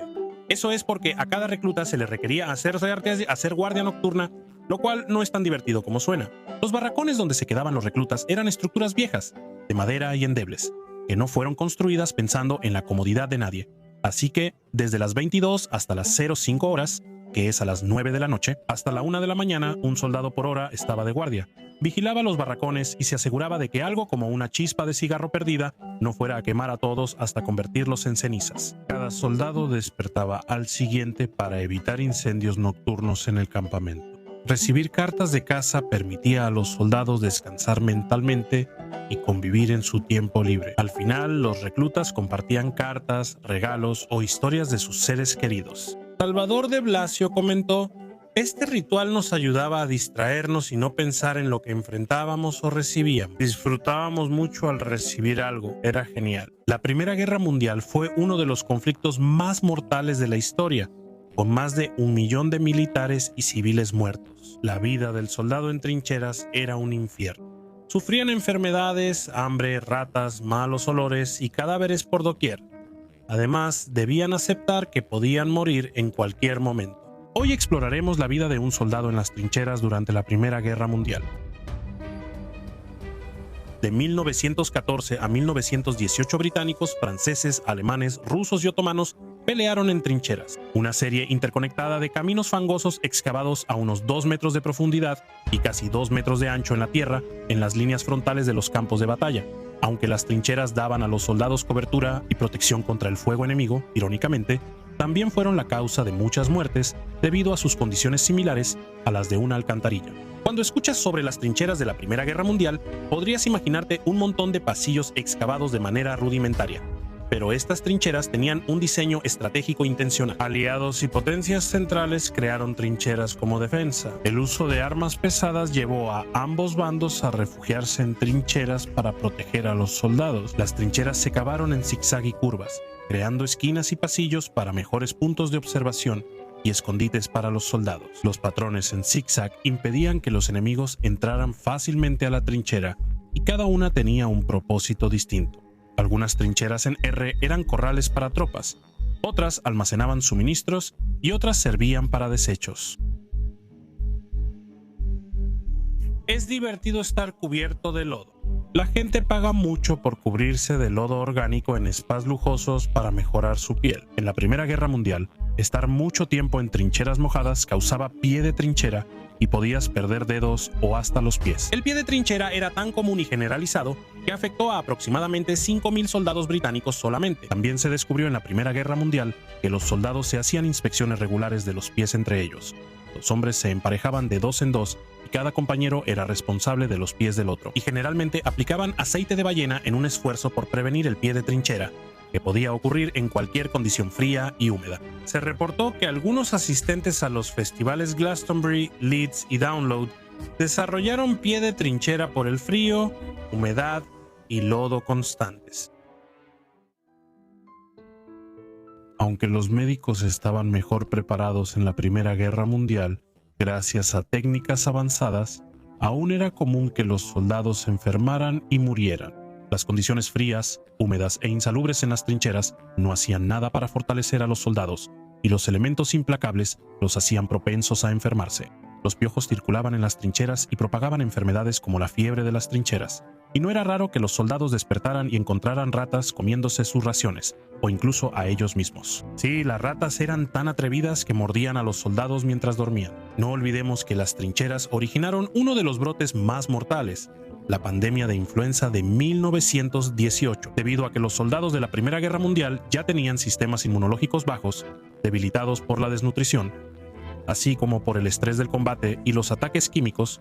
Su susceptibilidad a la enfermedad era inminente. La Primera Guerra Mundial cambió el 2 de abril de 1915, cuando las fuerzas alemanas sorprendieron a los soldados aliados a lo largo del frente occidental, al disparar más de 150 toneladas de gas letal de cloro contra 2 divisiones coloniales francesas en Ypres, Bélgica. Estados Unidos, que entró en la Primera Guerra Mundial en 1917, también desarrolló y utilizó armas químicas. El futuro presidente Harry S. Truman fue el capitán de una unidad de artillería estadounidense que disparó gas venenoso contra los alemanes en 1918, todo incluido. En la Primera Guerra Mundial se usaron 100.000 toneladas de armas químicas, hiriendo a 500.000 soldados y matando a casi 30.000, incluidos 2.000 estadounidenses. Los ataques con gas eran aterradores, un nivel de guerra inesperado. Un ataque con gas podía herir gravemente o acabar con cualquiera que tuviera la mala suerte de estar cerca. También podía depender de cómo soplara la brisa en ese momento en particular. Los soldados no estaban en las trincheras las 24 horas del día durante meses. En realidad, los soldados solo pasaban entre 1 y 7 días seguidos en las trincheras, en reserva cercana y en descanso. Este proceso limitaba el tiempo de los soldados en las trincheras y la rotación ayudaba a controlar su estrés. Sin embargo, el descanso podía ser un término engañoso. Si los regimientos tenían poco personal, normalmente se reclutaba a los soldados para ampliar y reparar las trincheras. En el otro extremo del espectro, algunos soldados también aprovechaban su tiempo fuera de las trincheras visitando burdeles. Para 1918, 1 millón de soldados franceses habían sido tratados por infecciones de transmisión sexual. Los soldados de primera línea sufrían daños psicológicos por enfrentar la muerte y violencia constantemente. El estrés de la guerra de trincheras causó ansiedad extrema y ataques de pánico. Sin embargo, los funcionarios médicos y militares usaban términos como shock por explosión para describir lo que estaba ocurriendo, lo que ahora llamamos trastorno de estrés postraumático. Soldados con shock por explosión fueron enviados a casas de convalecencia para recuperarse. De hecho, el término shock por explosión se acuñó durante la Primera Guerra Mundial. Algunos soldados que sufrían de esta condición fueron juzgados e incluso ejecutados por crímenes militares, incluyendo deserción y cobardía. Piénsalo, 266 soldados británicos fueron ejecutados por deserción, 18 por cobardía, 7 por abandonar un puesto sin autorización, 5 por desobedecer una orden legítima y 2 por arrojar las armas. Todo porque nadie sabía cómo manejar el trastorno de estrés postraumático. La comida en las trincheras era un tema importante durante la Primera Guerra Mundial. Naturalmente era horrible, pero era fundamental para mantener a las tropas en marcha. El ejército británico empleó a 300.000 personas para cocinar y suministrar comida. La dieta de los hombres era poca carne hervida, tocino, verduras y pan, aunque este llegaba hasta 8 días después a las trincheras y ya estaba duro. Los soldados ingeniosos solucionaron el problema del pan duro rompiéndolo, agregando papas, cebollas, pasas u otros ingredientes y hirviendo la mezcla en una bolsa de arena. Para el invierno del 16, La harina escaseaba tanto que el pan se hacía con nabos secos y molidos, y la comida principal ahora era una sopa de chícharos con algunos trozos de carne de caballo. Puede que los soldados tuvieran que lidiar con comida horrible, pero lo que sí esperaban con ansias era el alcohol que recibían. Eso les daba valor líquido a los hombres en las trincheras. Aunque millones de personas murieron y parecía que había una nueva batalla. Cada día, la vida de un soldado en las trincheras se pasaba a menudo sentado, sin hacer nada más que esperar la próxima ráfaga de disparos. Parece imposible aburrirse cuando estás rodeado por el enemigo, pero el aburrimiento era el estado más común, y los oficiales y comandantes lo sabían. Temían que los soldados desocupados causaran problemas, por eso el ejército británico fomentó la creatividad para mejorar la moral. Un artefacto británico memorable surgido del aburrimiento en las trincheras fue la creación de una revista de trinchera. The Wipers' Time fue una de esas revistas que los soldados ingleses imprimieron mientras estaban estacionados cerca de Ypres, que ellos pronunciaban incorrectamente como Wipers. En Bélgica usaron una vieja imprenta para publicar y distribuir su revista en las trincheras. La revista no cubría noticias duras de la guerra, solo incluía poemas, ensayos, chistes y sátiras sobre el conflicto. El tono era oscuro, humorístico y a veces conmovedor, como The Onion y un periódico escolar. Aunque la Primera Guerra Mundial fue terrible, la Navidad de 1914 destacó por un espíritu de humanidad y unidad en contraste con la vida en las trincheras. En la víspera de Navidad, un coro de villancicos de ambas trincheras británicas y alemanas resultó en una tregua tentativa para la festividad. Soldados de ambos bandos salieron de las trincheras en tierra de nadie para encontrarse y compartir buena voluntad y regalos.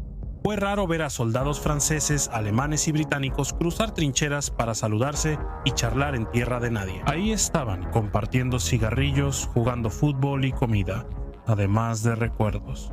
Pero la paz no duró mucho. Los combates se reanudaron al día siguiente, y la buena voluntad volvió a endurecerse en animosidad. Al año siguiente, algunas unidades organizaron treguas para reunirse y recuperar los cuerpos de sus compañeros caídos en tierra de nadie. Las treguas no fueron tan comunes como en 1914, ya que los altos mandos de ambos bandos las prohibieron.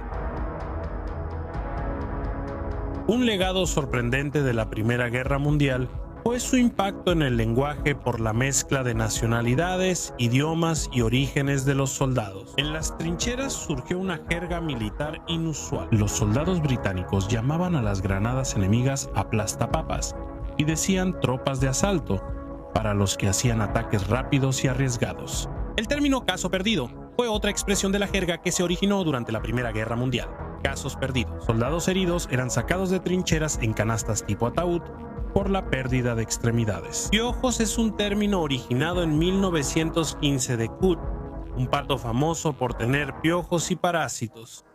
Aunque pueda sonar extraño al principio, los habitantes de la América de la época revolucionaria a menudo usaban la comida para expresar su enojo hacia los británicos. De la fiesta del té de Boston a disturbios por el café, los estadounidenses usaron la comida para mostrar su independencia. Los alimentos británicos eran rechazados y sustituidos por opciones locales. Hoy vamos a echar un vistazo a algunos de los alimentos que los estadounidenses comían durante la Guerra de la Independencia.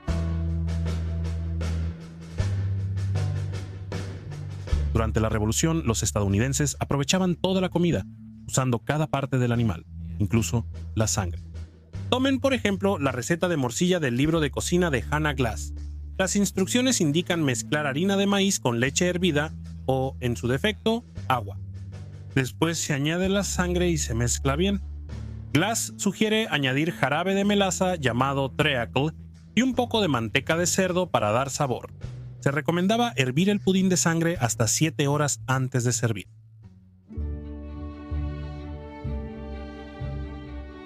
Decíamos en serio que los estadounidenses en la Revolución aprovechaban todo del animal.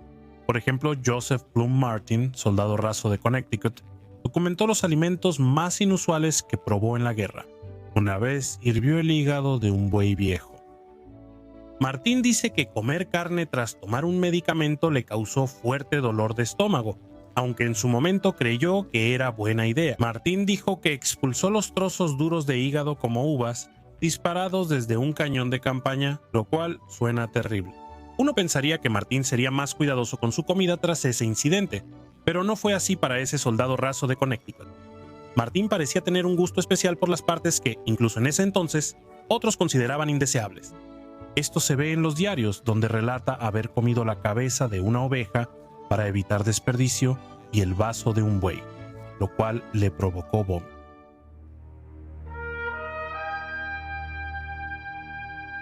Como saben quienes vieron Hamilton tras la Revolución Americana, Thomas Jefferson se fue a Francia. El padre fundador estadounidense pudo haber probado por primera vez el helado, algo que muchos damos por sentado.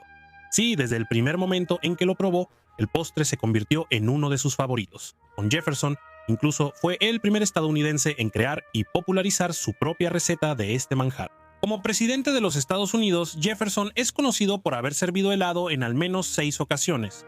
Manasseh Cutler, congresista de Massachusetts, relató su experiencia cuando Jefferson le presentó el helado. Helado, muy buena corteza, completamente seca, desmenuzada en hojuelas delgadas. Suena como una reseña de un cavernícola. Helado, muy buena corteza, completamente seca, desmenuzada en hojuelas delgadas. Un invitado de la Casa Blanca se sorprendió por las bolas de material congelado cubiertas con masa caliente, creando un curioso contraste como si el helado saliera del horno.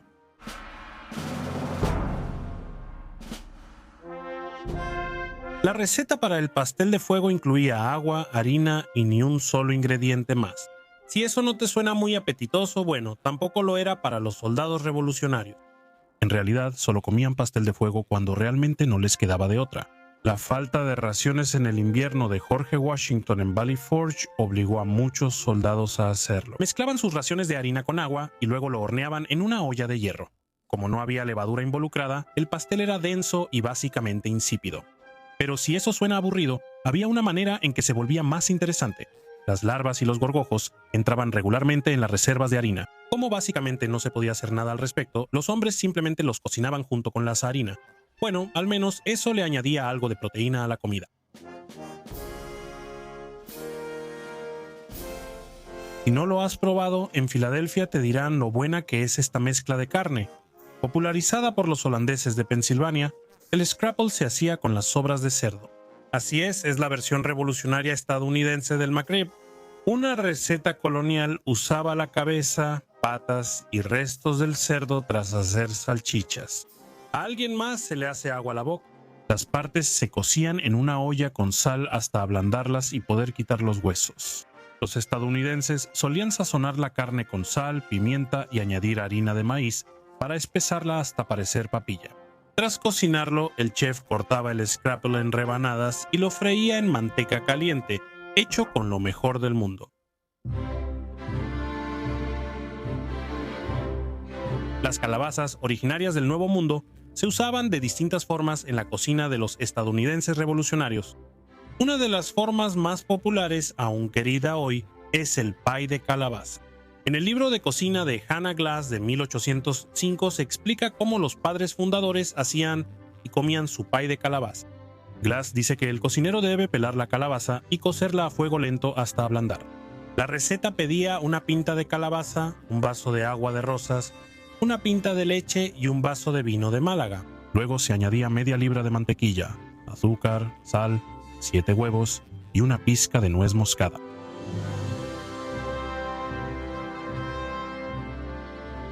George Washington, como muchos, disfrutaba ocasionalmente de una bebida y, pocos meses tras iniciar la Guerra de la Independencia, se abasteció de vino de Madeira. Este vino en particular se importaba de la colonia portuguesa de Madeira y podía contener brandy u otros endulzantes, dependiendo de la variedad. Washington ordenó cientos de botellas de esa bebida, anticipando un conflicto largo. No era el único padre fundador que la disfrutaba.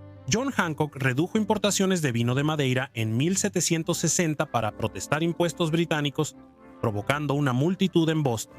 En el primer Congreso Continental, los delegados bebieron vino de Madeira durante los debates sobre la independencia, y Thomas Jefferson brindó con Madeira tras firmar la Declaración de Independencia.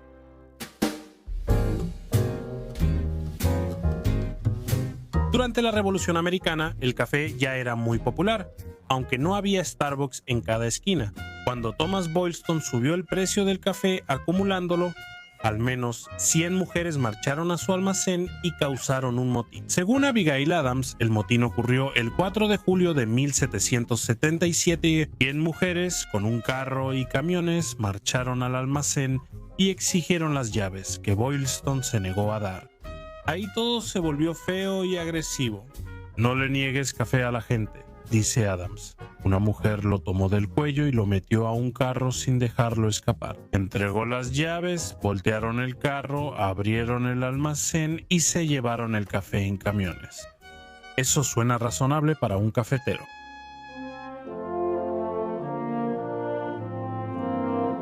A menos que seas Oprah, el pan quizá no te emocione, pero para las fuerzas continentales hambrientas de 1777 fue vital. Las tropas en Valley Forge pidieron más comida, pero el Congreso les envió a un panadero, Cristóbal Ludwig. Ludwig no era un panadero común.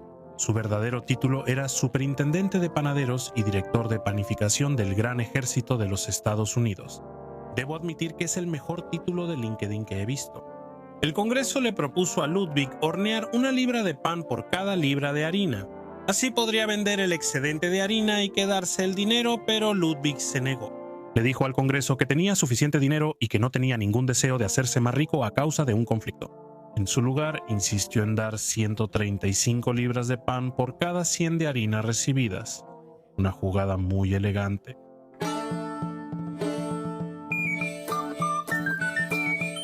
El ron, hecho de melaza fermentada, subproducto de las plantaciones de azúcar del Caribe, tiene una larga historia en América. Al principio se enviaba a las colonias británicas, pero para la Revolución Americana, los colonos ya destilaban el suyo. Solo Nueva Inglaterra tenía más de 150 destilerías de ron. Los estadounidenses revolucionarios amaban tanto el ron que en la época de la guerra, el consumo de la bebida llegaba a la asombrosa cantidad de 4 galones por persona al año.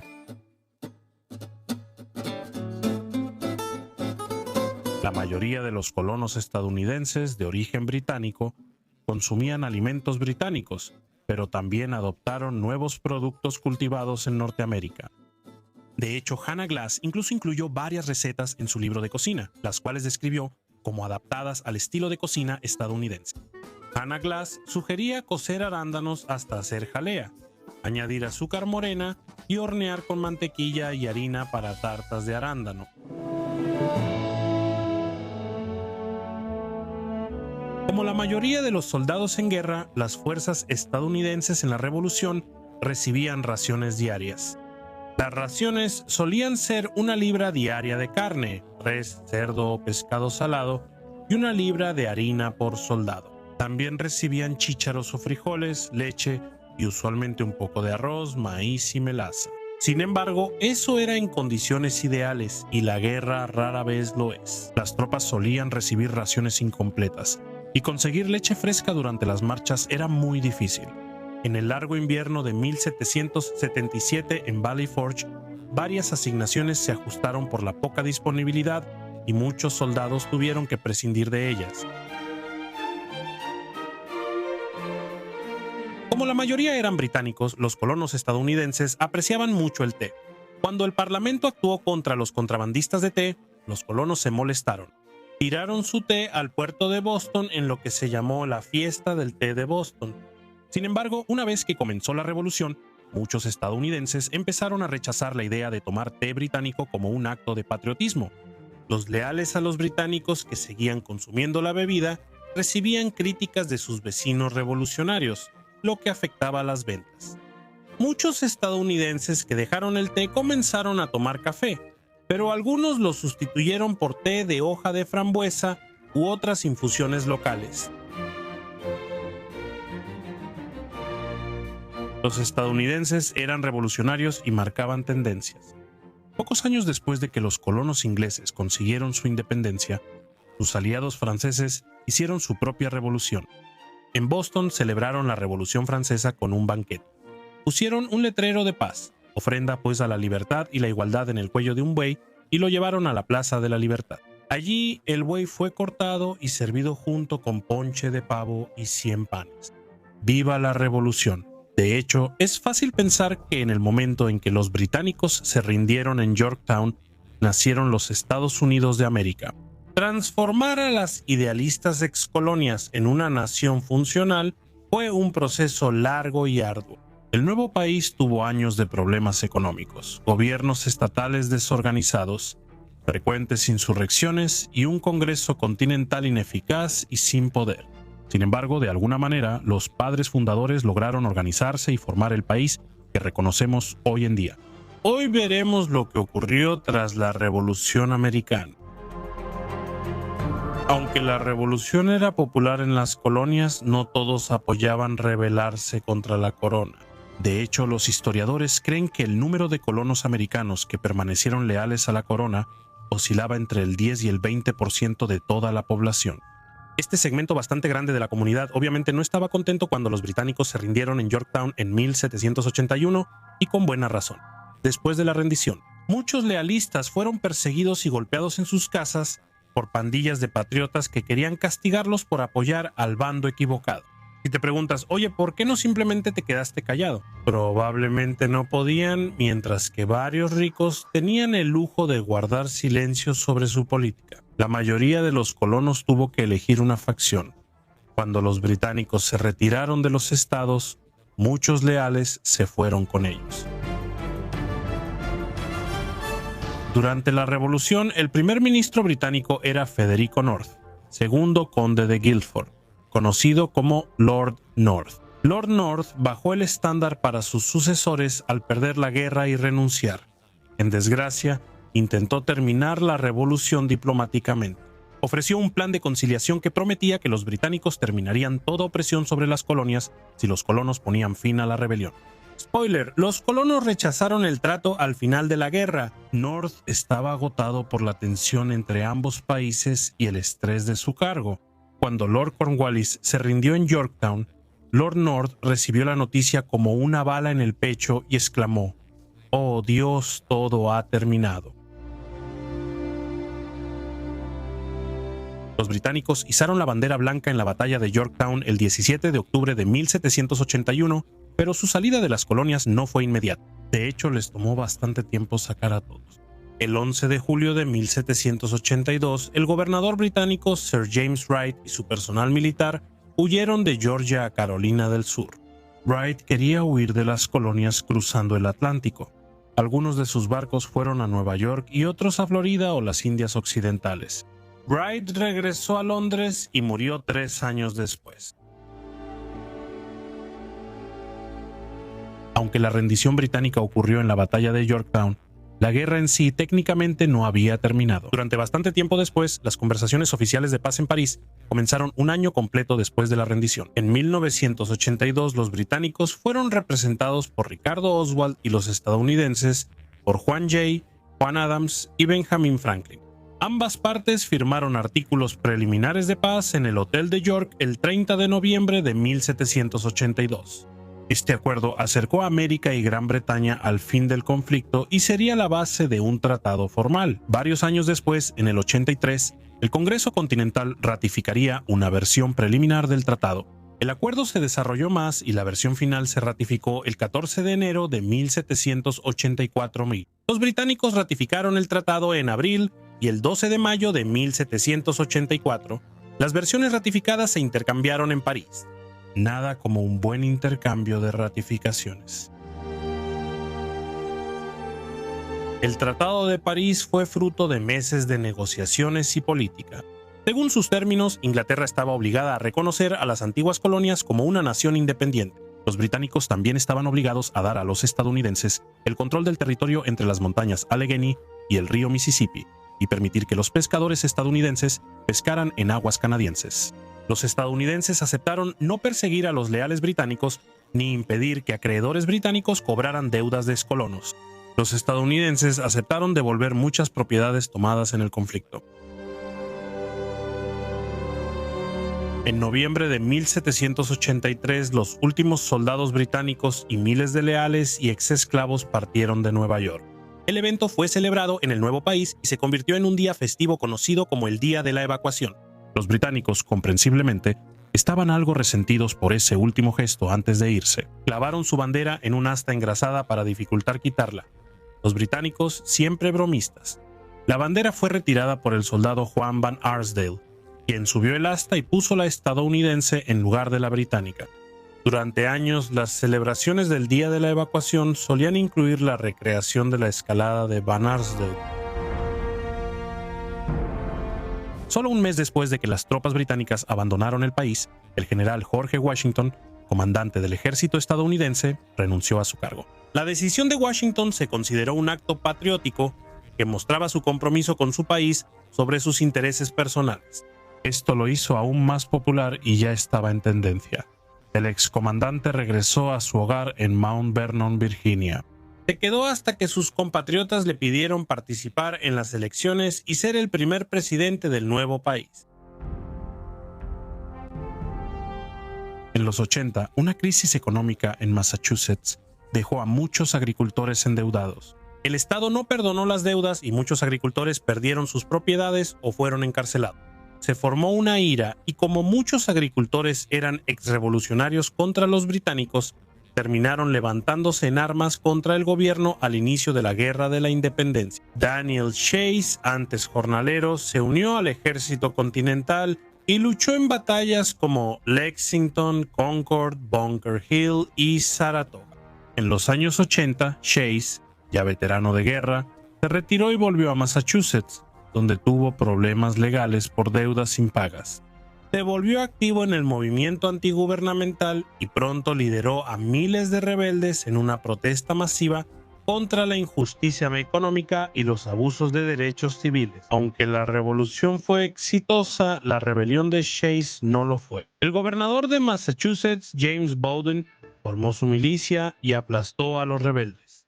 Para lo que vale, ponerse en contra de los ciudadanos de su propio estado terminó costándole al gobernador en las urnas y fue derrotado por un amplio margen en la siguiente elección.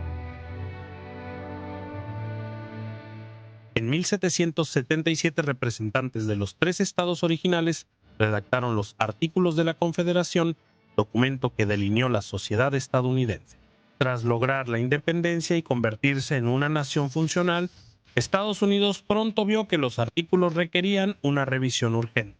Por ejemplo, los artículos originales no permitían al gobierno federal hacer cambios, regular la nación, ni cobrar impuestos. Surgió un consenso creciente de que se necesitaba una constitución. Así que el 1 de febrero de 1787, el Congreso de la Confederación convocó a una convención para proponer una nueva forma de gobierno.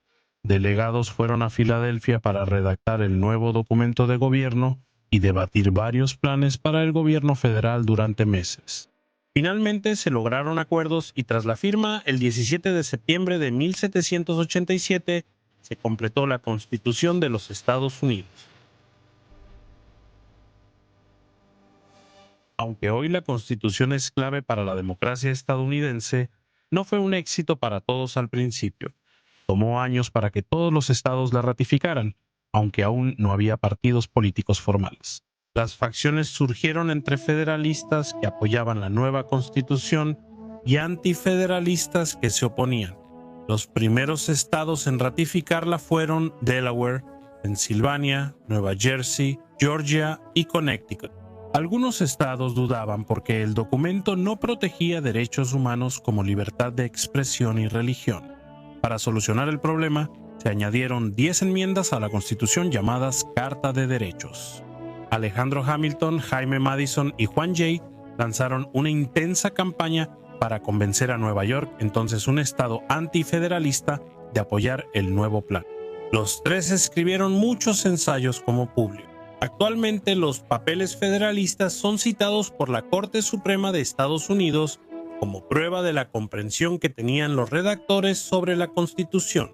Según sus propios términos, el número mínimo de estados requeridos para ratificar el documento era 9, y después de mucho debate público, ese número se alcanzó el 1 de junio. A finales de julio, 2 estados más se unieron y empezó el proceso del nuevo gobierno. Los Estados Unidos de América celebraron su primera elección presidencial bajo la nueva Constitución en el 89. Las reglas de la primera elección eran muy distintas a las actuales. Solo los hombres blancos con propiedades podían votar. El candidato con la segunda mayor cantidad de votos era vicepresidente, pero este sistema no funcionó y se cambió pronto. Además del general George Washington, Hubo otros 7 candidatos en esa primera elección, incluyendo a Juan Adams, Juan Jay, Juan Rutledge, Juan Hancock, Juan es un nombre popular, Samuel Huntington, Benjamin Lincoln y Jorge Clinton, quien era el gobernador de Nueva York y no el de Parliament Funkadelic. La elección la ganó el muy popular George Washington. Fue elegido por unanimidad por federalistas y antifederalistas, algo impensable hoy para los estadounidenses. Juró el cargo el 30 de abril de 1789 y desde entonces fue conocido como el padre del país. En la Segunda Guerra Mundial se pidió a los estadounidenses hacer sacrificios para apoyar a las tropas. La gente cambió de trabajo, asumió nuevas responsabilidades y modificó su dieta. El ejército tenía la mejor comida y los demás debían arreglárselas, pero en vez de quejarse, la gente fue creativa. Hoy vamos a ver qué comía la gente para sobrevivir en la Segunda Guerra Mundial. Ponte el babero y prueba algunos platillos de esa época. Durante el apogeo de la Segunda Guerra Mundial, el gobierno de Estados Unidos notó pronto que el ejército competiría con la población por recursos como alimentos, metal, caucho, papel y otros materiales. Se implementó el racionamiento para que las Fuerzas Armadas tuvieran lo necesario y ganar la guerra. Así funcionaba. El gobierno otorgó puntos a todos los ciudadanos, incluidos niños y adultos. Esos puntos deben usarse con dinero en artículos restringidos para el esfuerzo de guerra.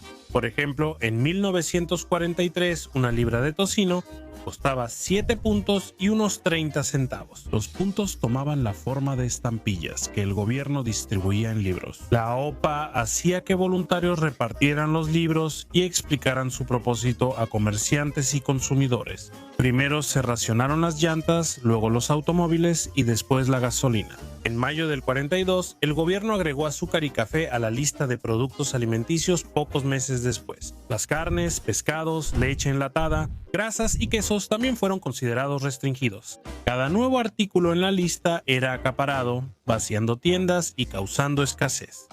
Muchos productos restringidos terminaban en el mercado negro. Pese a estos problemas, el sistema funcionó adecuadamente. Restricciones similares se aplicaron en las tierras de los aliados europeos de Estados Unidos. Con tantos productos básicos racionados, la gente tendría que ser creativa al cocinar. El pastel esponja es una delicia sencilla, y aunque mucha gente no lo sabe, en realidad existe desde el Renacimiento. El secreto de su permanencia es que es delicioso y fácil de preparar. Durante la Segunda Guerra Mundial, harina, azúcar, mantequilla y huevos eran muy demandados por los soldados. Los huevos y el azúcar escaseaban especialmente en las tiendas de comestibles de todo el mundo. La versión galesa del pastel esponja tuvo que hacerse sin huevos, pero con mucha margarina, jarabe y leche. La mermelada normalmente se untaba en el centro de las 2 capas del pastel. No era tan esponjoso como lo que los comensales modernos están acostumbrados, pero si se cocinaba correctamente, aún tomaba un tono dorado. Durante la Segunda Guerra Mundial, un impactante 5% de la población de Polonia fue aniquilada en los combates. Los alemanes tomaron sus tierras, obligando al pueblo polaco a arreglárselas con pocos ingredientes. Aún así, no toda la comida era monótona. La crema agria de harina de papa se servía con albóndigas de arándano, favoritas de los niños polacos. Se preparaba con leche, azúcar y harina de papa. Algunos notarán que es parecida a una receta tradicional de crema batida. María Karpovichova, originaria de las afueras de Varsovia, recopiló recetas polacas de la Segunda Guerra Mundial. En vez de papa, harina y crema agria, los niños disfrutan cubriendo los dumplings con mucha crema. En Inglaterra, los cocineros hacían todo lo posible por mantener cierta apariencia de normalidad en la dieta. Una de las formas en que lo lograban era friendo lo que llegó a llamarse filetes de pescado falsos. Los filetes se cocinaban igual que los de pescado, pero con arroz para hacerlos falsos. Mezclaban arroz y huevo en una sartén con arroz frito de media pulgada de grosor, lo enfriaban y luego lo cortaban en filetes. Empanizaban los filetes con pan si había y los freían hasta dorarlos. La demanda de carne durante la Segunda Guerra Mundial, como se puede imaginar, era extremadamente alta. Los que estaban en el frente recibían la mayor parte de la carne, así que las cosas tuvieron que cambiar. En casa, los restaurantes empezaron a usar menús sin carne en ciertos días de la semana, y los anunciantes comenzaron a compartir recetas sin carne, incluyendo cosas como huevos a la crema sobre hotcakes y tortitas de queso con nuez. Los cocineros en casa, por su parte, empezaron a idear formas nuevas e interesantes de rendir lo que tenían, o simplemente crearon recetas nuevas. A inicios del siglo XX, el pastel de carne era un platillo básico hecho de carne molida de res y otros ingredientes, horneado en forma de pan. En la Segunda Guerra Mundial, los cocineros cambiaron la carne molida por verduras para hacer comidas más baratas. Este pastel llevaba una taza de chícharos, una de puré de papas y una lata de sopa de tomate. No era igual a un pastel de carne real, pero era eficiente para comer verduras y usar sobras. Una gran parte del racionamiento consistía en usar las sobras para que la comida durara lo más posible, así que muchas comidas básicamente se preparaban con lo que había a la mano. Bubble and Squeak, por ejemplo, no era un tipo específico de receta, aunque había una necesidad básica: puré de papas. Durante el racionamiento, las papas seguían estando ampliamente disponibles porque eran fáciles de cultivar. Lo mejor de todo, desde el punto de vista culinario, era que absorbían cualquier sabor que se les pusiera. Cuando se usaban en Bubble and Squeak, el puré de papas convertía cada cena en una especie de tortita de papa, normalmente rellena con cualquier carne y verduras que hubiera disponibles. Hornear sin harina puede sonar casi imposible, pero cuando este alimento básico era escaso, la gente que vivía en la Polonia ocupada encontró varias maneras de arreglárselas. A menudo, esto era usar frijoles en vez de harina. Los frijoles no saben ni tienen la consistencia de la harina, pero al hervirse y triturarse se vuelven maleables, se pueden endulzar y hacer pastel. Los frijoles tampoco saben nada parecido a la harina, más bien tienen un sabor terroso. Los chefs polacos resolvieron esto añadiendo 6 cucharadas de azúcar a la receta, haciéndola probablemente muy sabrosa. Durante la Segunda Guerra Mundial, las verduras eran abundantes en América porque no se enviaban a los soldados. Antes no se podían exportar frutas y verduras frescas sin que se echaran a perder. Por eso se recomendaba a los estadounidenses consumirlas. Eventualmente, el gobierno incluso empezó a instar a los ciudadanos a plantar sus propios llamados jardines de la victoria. La idea era que si la gente cultivaba y enlataba sus vegetales, habría más espacio en fábricas para la producción de guerra. Las cebollas eran fáciles de cultivar y muy resistentes. En los años 40, los cocineros comenzaron a rellenarlas con diferentes ingredientes. Grape nuts, el cereal crujiente preferido de muchos, que curiosamente no tiene uvas ni nueces, sino que está hecho de trigo. Y la cebada era un alimento básico en Estados Unidos en ese entonces. Aunque la mayoría de la gente todavía considera que este cereal no tiene sabor, aún tiene sus usos en la cocina. Por un lado, le daba a una cebolla rellena una consistencia similar a una cebolla rellena de carne molida. Con la cantidad adecuada de especias, este platillo incluso podría ser un aperitivo sabroso. Hoy en día, el café es esencial para muchos, pero en la Segunda Guerra Mundial casi todos los granos en EEUU se enviaron al extranjero. El café será de lo más difícil de racionar, pareciendo una pesadilla en una era con un Starbucks en cada esquina. Los estadounidenses solo podían consumir 1 libra de café cada 5 o 6 semanas, lo que implicaba menos de 1 taza diaria. Los estadounidenses que necesitaban café prepararon café Roosevelt, nombrado por el presidente Franklin Delano Roosevelt. El café Roosevelt era solo café hecho con granos reutilizados, normalmente aguado, y un pobre sustituto del café real, pero la gente lo usaba a veces. La achicoria y el postum se mezclaban con el café. La primera aportaba un sabor especiado, y el postum, hecho de salvado y melaza de trigo, es un sustituto del café. La lengua de vaca es grande, gomosa y dura.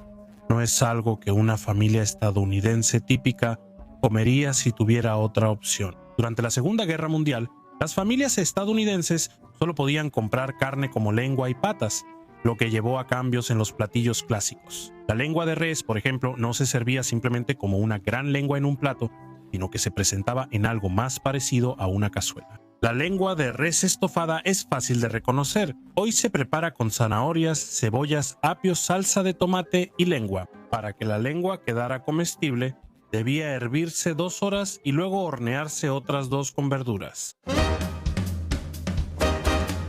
La sopa de escupitajo probablemente no tiene el nombre más atractivo en la historia de las innovaciones culinarias, pero el platillo en sí es realmente sabroso. La sopa surgió en la Polonia ocupada para usar el excedente de cebada, ya que los polacos perdieron acceso a muchos alimentos clave en su cocina. Proteínas como ostras y anchoas y productos simples como castañas eran inaccesibles. Durante la Segunda Guerra Mundial, los polacos prepararon sopa de cebada para sobrevivir, pero el platillo recibió un nombre poco atractivo. Surgió porque al comer la sopa debían escupir las cáscaras.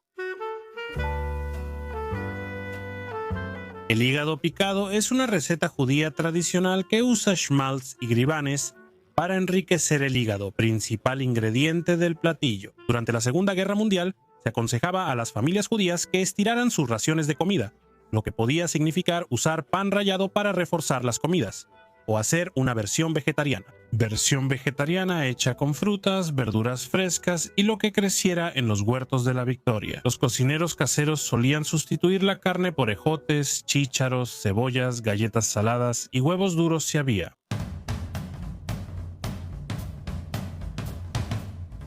Probablemente piensas que aserrín, en este contexto, es el nombre de algún tipo de comida, pero no lo es. Es solo aserrín común y corriente. Verás, en Inglaterra y Alemania durante la Segunda Guerra Mundial, al no tener grandes campos de trigo como Estados Unidos, la gente mezclaba lo poco que tenían con aserrín, llamado a veces harina de árbol. Una receta alemana de pan negro llevaba medio grano de centeno, 2 partes de betabel, 2 de aserrín y 1 de hojas y paja picadas. Todo se mezclaba y horneaba como siempre. No suena apetitoso, pero en guerra comes lo que hay para sobrevivir.